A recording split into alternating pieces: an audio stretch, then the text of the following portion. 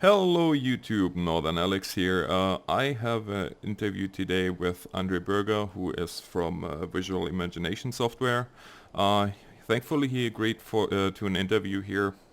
I know many of you guys had a couple of questions, so we're just gonna have Andre introduce himself a little bit, talk about his achievements and his history, and then we get into your questions. First of all, thank you, Andre, for agreeing for this interview because I know you are rather busy, so that's much appreciated.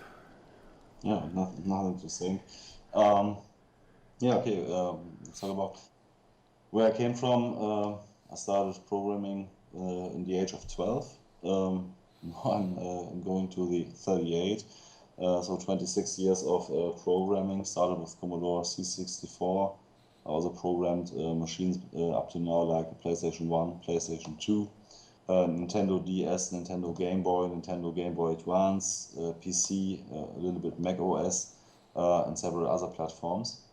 And unfortunately, I got more than 70 games I worked on as one of the lead programmers or lead artists.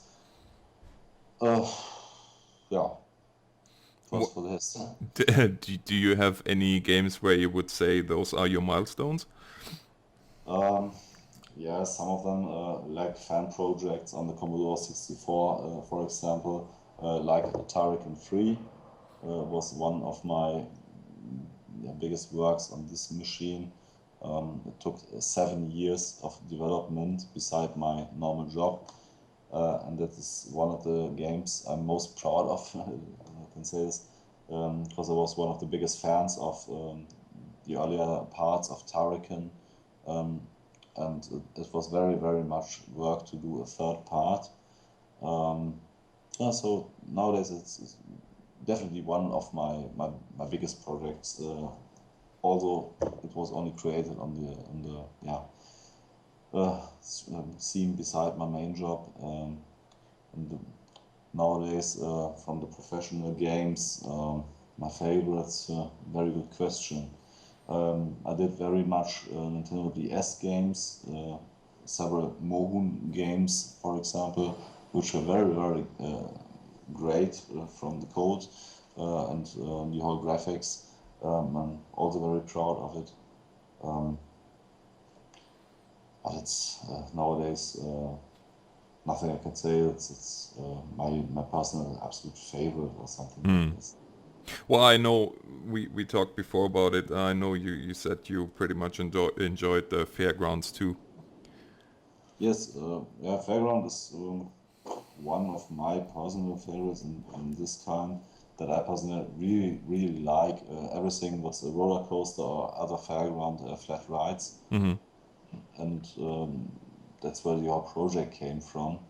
I know most of the manufacturing companies in Germany and some of the international ones. We got contact to all those companies since more than 10 years now. We started with some productions with those companies in kind of yeah, fair videos, so to produce, sorry, to show their latest rides that they have manufactured. Hmm. And later on, we started the first game in this way to simulate those rides. Um, and it got more and more professional. And nowadays, Fairground 2 is now, I guess, one of the best simulations in this whole scene. So for you, if you guys don't know it, Andre is also, or VIS is also the development company that made the fire department franchise. And this is where I have quite a few questions.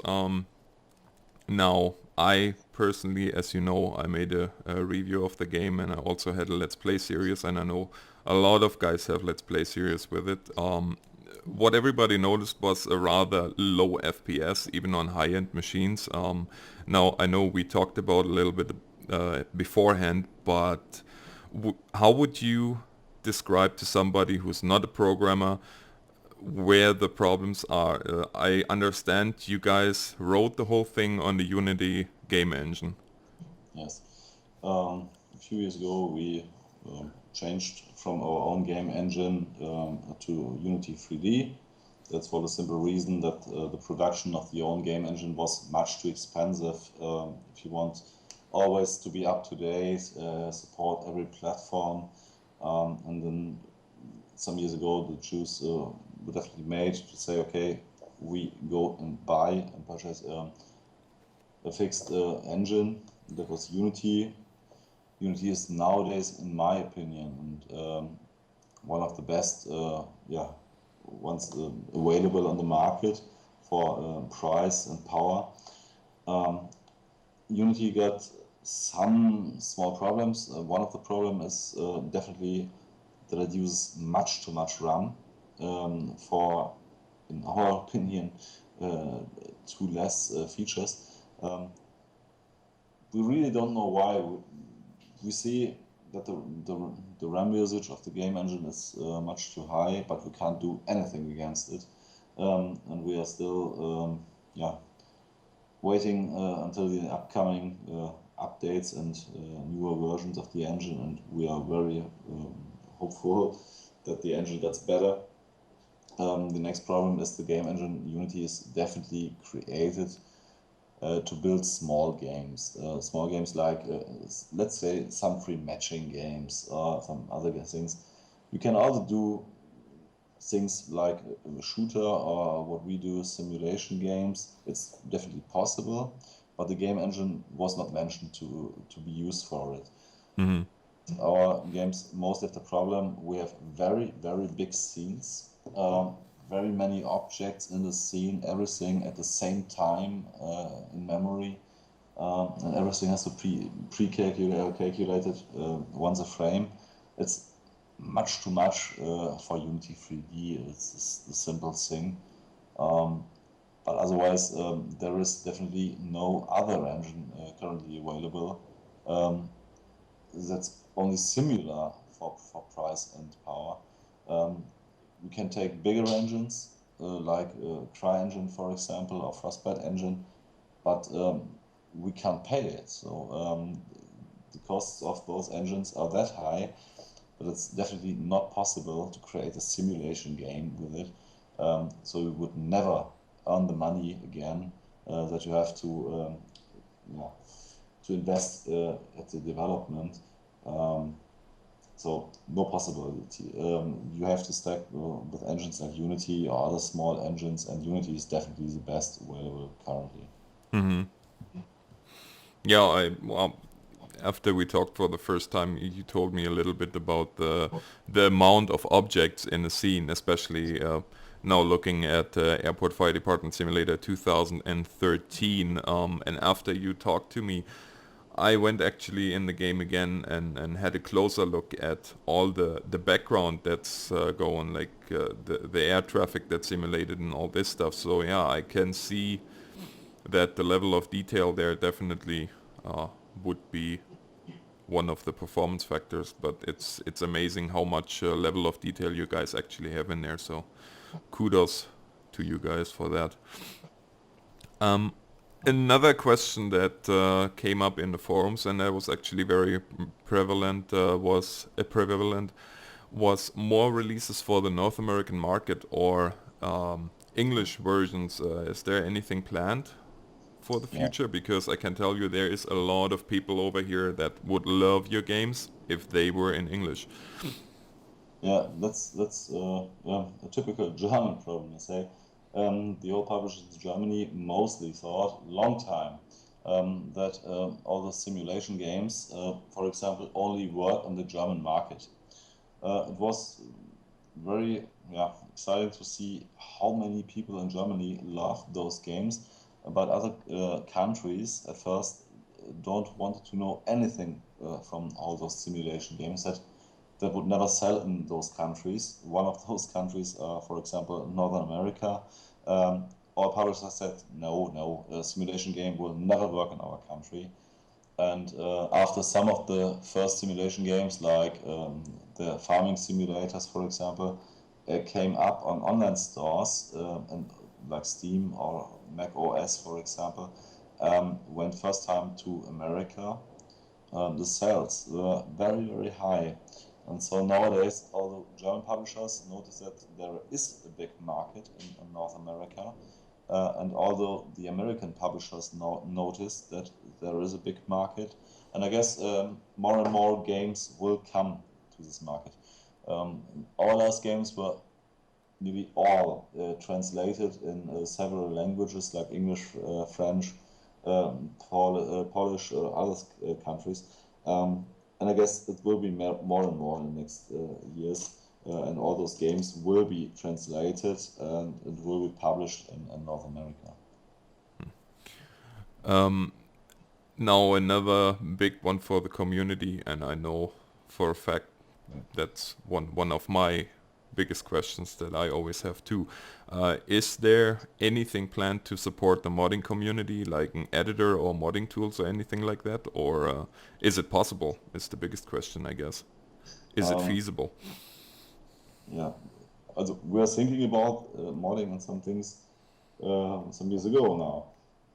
The main problem we have to handle is that the Unity game engine is very, very closed. So it's very hard to get any support for modding or something like this into a game.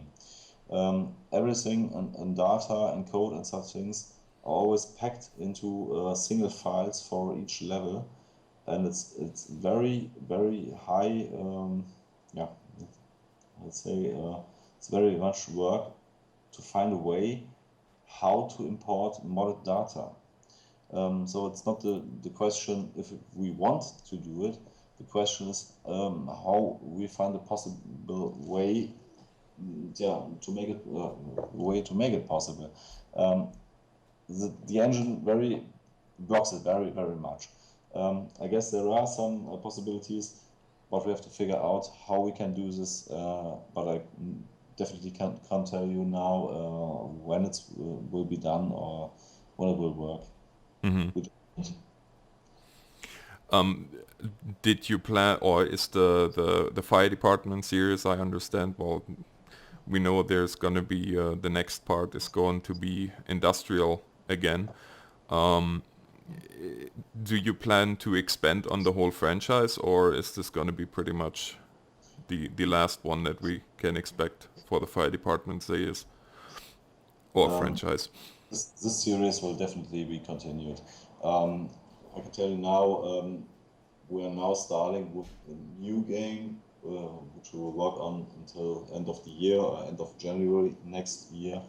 I can't tell you too much about it now, so I don't have the allowance to tell you something about the content. It will be more, let's say some kind of traffics and other accidents. But that's all I can tell you now. We also know we will do a new part of the airport firefighter, but this will be started. Earliest date will be so let's say end of January next year. And don't know when we will finish it, but we will definitely continue this series because it's very, very successful.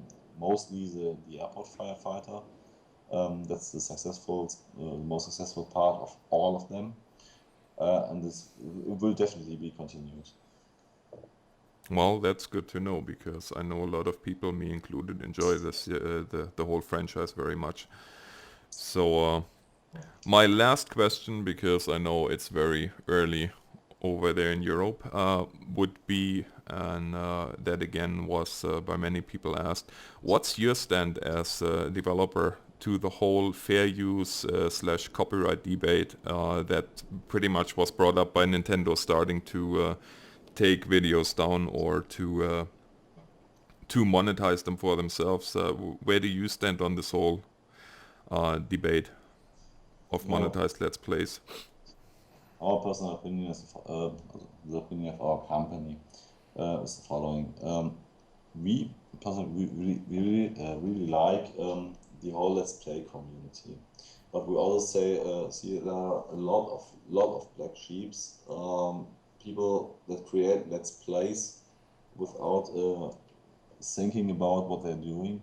They just take games. They don't have the rights to make Let's Plays. They just buy the game, or the hardest way, they just download the illegal version. Now they just film some video sequences, put them onto YouTube, talk senseless things, and try everything bad on the game, and tell everyone how bad is the game and that they really dislike it, only to get hits at the YouTube channels and earn money with it. And that's a point we can't really understand, and we will never support it. And that's the point where also we as a developer we are fighting against. So we want to support those Let's Players who do their job very well, who give every game a fair chance, and that's, in my opinion, also the thing called fair use. Show the game objective as possible, give your own personal opinion, but don't slam on the game only to make it bad. So most people would see the game, there will be a lot of viewers that would really like the game, but if there are enough Let's Players that say the game is fucking stupid, that may destroy the market, and no one has any usage of it if everyone slams on the game. So I really prefer to see a fair usage. Hard criticism is absolutely okay. The people say there are some bugs in the game, that's definitely right, and they should tell it and should show it. If there are some things that can be done better, please tell us. We as developer are very happy to see this, or to see if our usage in the gameplay maybe needs some more explanation, for example. We can see this in the Let's Play, and we will try to do it better in the next game. But no one is helped by very lousy criticism, which doesn't tell anything in detail. And making a game, talking shit, making it as bad as possible, that's definitely not the way it should be. Well, thank you very much for that explain that detailed answer. I definitely appreciate it, and also thank you so much for taking the time and giving this interview. I'm pretty sure that the audience will definitely enjoy that, and all the best for your franchise and for your future projects that you have on the go. Yeah, thanks a lot, and also best wishes for your own YouTube channel. Thank you. So guys, that's all the time we have. I hope you enjoyed this interview, and if you want more like this, then please let me know. If you like the videos, please hit that like button, let others know. And also, if you want to check out those games, the link is in the description. I hope you enjoyed this. Thank you for watching, and God bless.